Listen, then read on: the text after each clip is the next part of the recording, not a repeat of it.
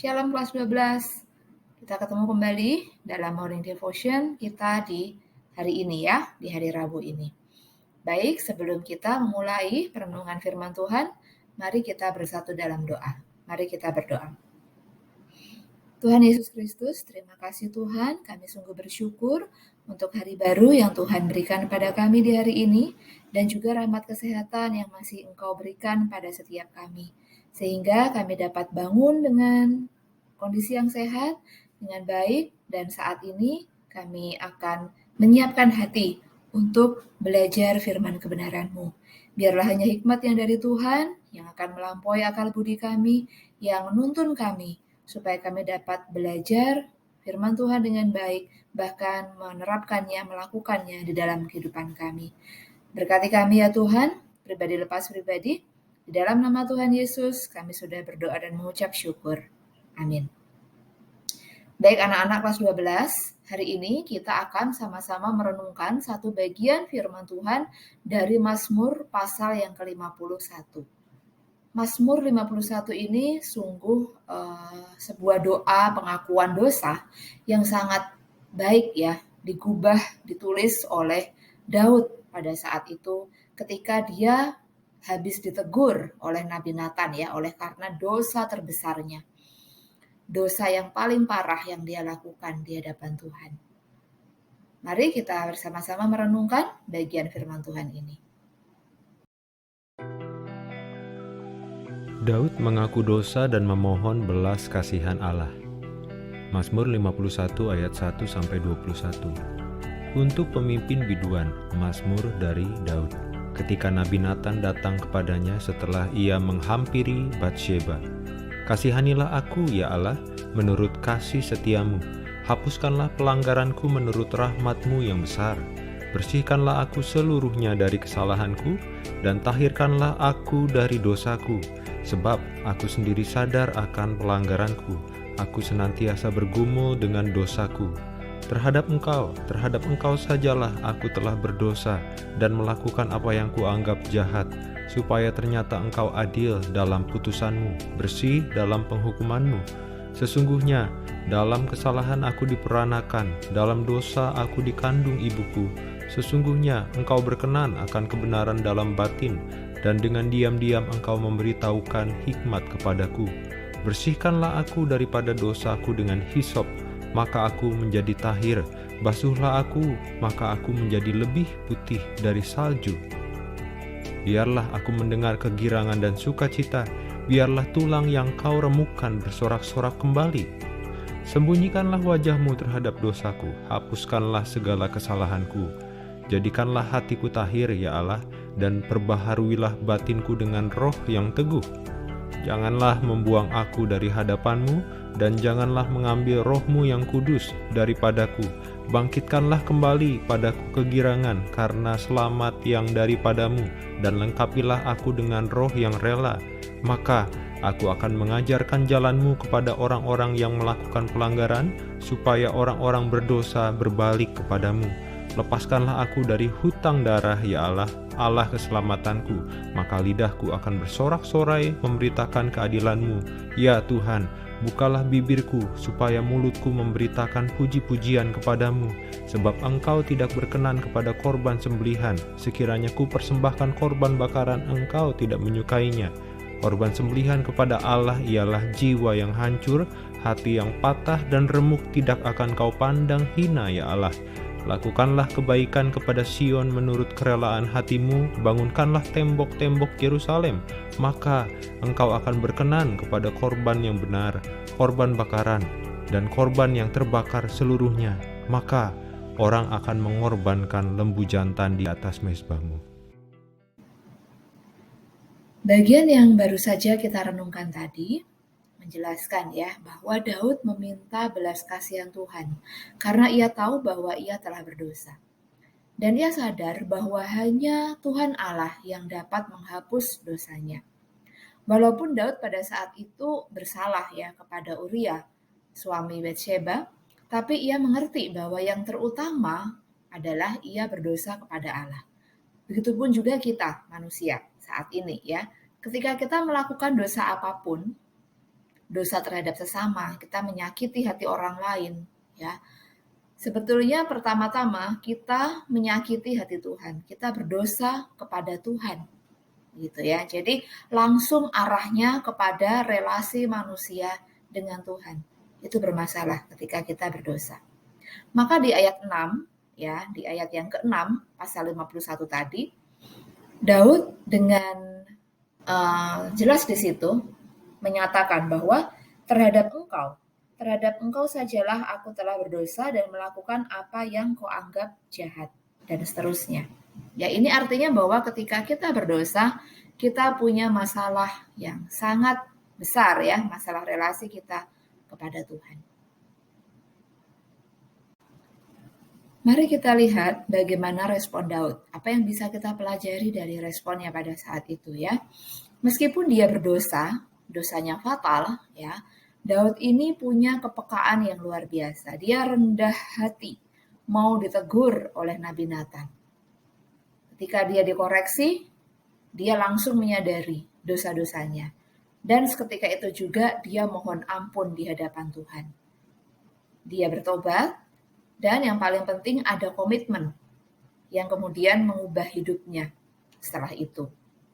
Tapi Daud juga mau terbuka, berbesar hati untuk mau dibentuk oleh Allah setelah dia mengalami pertobatan itu. Maka bisa kita lihat di kisah selanjutnya, meskipun dia sudah bertobat dan dia berkomitmen untuk mengubah hidupnya menjadi tidak berdosa lagi, ya, jauh dari keberdosaan, tetapi ketika Allah mengizinkan berbagai kejadian yang menimpa hidupnya, ya, pada saat itu, dia tetap mau menjalani proses itu sebagai bagian dari pertobatan sejati Daud ini. Lalu kemudian, bagaimana respon saya? Apa yang harus saya lakukan setelah ini? Kita perlu peka, ya, merenungkan akar dosa kita. Hal-hal apa yang membuat kita jatuh ke dalam dosa?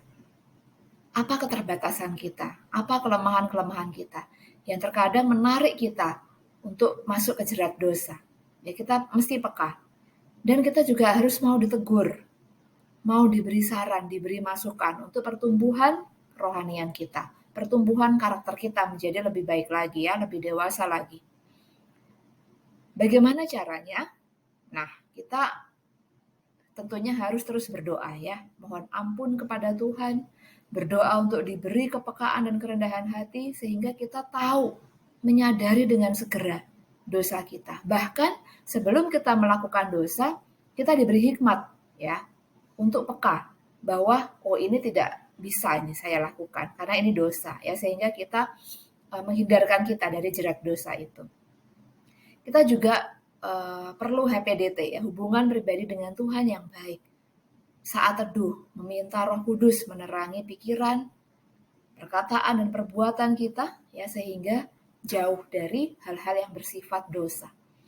Kemudian yang paling penting adalah komitmen untuk taat dan setia kepada Tuhan, melakukan kehendak-Nya dan menjauhi apa yang dilarang Tuhan. Sebentar lagi, seminggu ke depan, ya, hari Rabu depan, kita sudah memasuki masa Prapaskah. Kalau di gereja kami, di gereja Katolik, itu ada yang namanya Rabu Abu.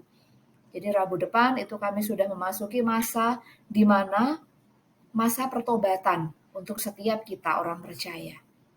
Dahi kita ditandai dengan abu yang artinya kita ini manusia yang berasal dari abu dan akan kembali ke wujud asal kita, yaitu abu, debu, ketika kita nanti mati.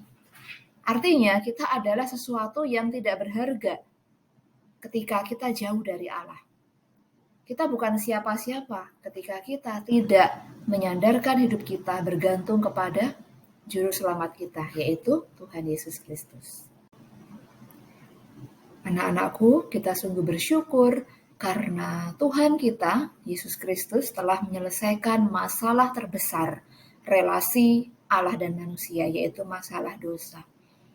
Dia sudah menyelesaikannya di atas kayu salib dengan darahnya yang tercurah untuk kita semua, membayar kita lunas, ya, menebus kita semua, Sehingga kita mestinya tidak hanya sekedar bertobat palsu, ya.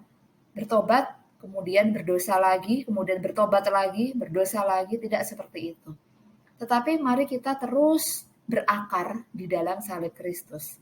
Karena Kristus telah menyelesaikan masalah dosa di kayu salib, maka ketika kita percaya kepadanya dan kita melihat kepada salib, maka kita seharusnya menjauhi dosa-dosa. Kita mesti menjadi hamba yang taat dan setia. Ya, hamba Kristus, bukan budak dosa lagi, tetapi kita adalah hamba kebenaran karena kita sudah ditebus dengan darahnya yang mahal. Maka anak-anakku, mari kita terus percaya kepada Kristus yang adalah jalan, kebenaran, dan hidup, bahwa tidak ada seorang pun yang datang kepada Bapa jika tidak melalui Kristus. Maka mari kita tetap percaya menjadikan Kristus sebagai satu-satunya Tuhan dan Juru Selamat kita. Amin. Mari kita berdoa untuk beberapa pokok doa, khususnya untuk anak kelas 12 ini ya. Mari kita satukan hati, kita berdoa. Allah Bapa di surga, kami sungguh bersyukur Tuhan untuk firman-Mu yang mengingatkan kami kembali betapa kami adalah manusia yang penuh dengan dosa, kami sesungguhnya tidak layak di hadapan Tuhan, namun Engkau melayakkan kami kembali melalui Kristus yang telah wafat untuk kami dan menebus segala dosa kami. Biarkan kami memiliki kerendahan hati ya Tuhan dan kepekaan hati untuk terus mau ditegur. Ketika kami jatuh ke dalam dosa, biarlah kami kembali dapat bangkit lagi, bahkan berkomitmen untuk tidak kembali kepada dosa lama, kepada manusia lama kami kembali. Bapa, kami juga berdoa untuk kegiatan kami dalam masa-masa penilaian di kuarter 3 ini, kiranya Tuhan yang akan memampukan kami semua melewati semua ujian, semua proyek, semua summative yang ada. Sehingga anak-anak kelas 12 ini boleh memberikan hasil yang terbaik sesuai dengan usaha mereka masing-masing dan biarlah berkat Tuhan menyertai mereka. Bapak, kami juga berdoa untuk kegiatan persiapan sekolah mengikuti DBL, baik untuk basket maupun dance. Biarkan semua persiapan dapat kami lakukan dengan baik. Tuhan berikan juga kesehatan yang baik untuk setiap kami, setiap pemain, bahkan yang ikut berpartisipasi, semua official dan yang terlibat. Tuhan, mari kiranya Tuhan beri daya tahan tubuh yang baik, kesehatan yang baik. Juga untuk kami semua ya Tuhan, anak-anak-Mu, para guru, semua murid. Biarkan Tuhan juga jagai dengan daya tahan tubuh dan kesehatan yang baik, sehingga di masa pandemi ini, di cuaca yang masih tidak menentu ini, Tuhan tetap memberikan kami kekuatan kesehatan. Bapak, kami juga berdoa untuk rekoleksi dan tugas akhir yang akan kami lakukan di kelas 12 ini ya Tuhan. Biarlah Tuhan juga berkati persiapannya, semua proses yang akan kami lakukan, biarlah semua di dalam kendali Tuhan dan boleh berjalan dengan baik dari awal, pertengahan, hingga akhir nanti. Inilah Bapa, doa dan syukur kami, dan kami serahkan aktivitas sepanjang hari ini hanya di dalam nama Tuhan Yesus Kristus. Amin. Baik anak-anakku, selamat pagi, semangat menjalani aktivitas sepanjang hari ini. Tuhan Yesus memberkati.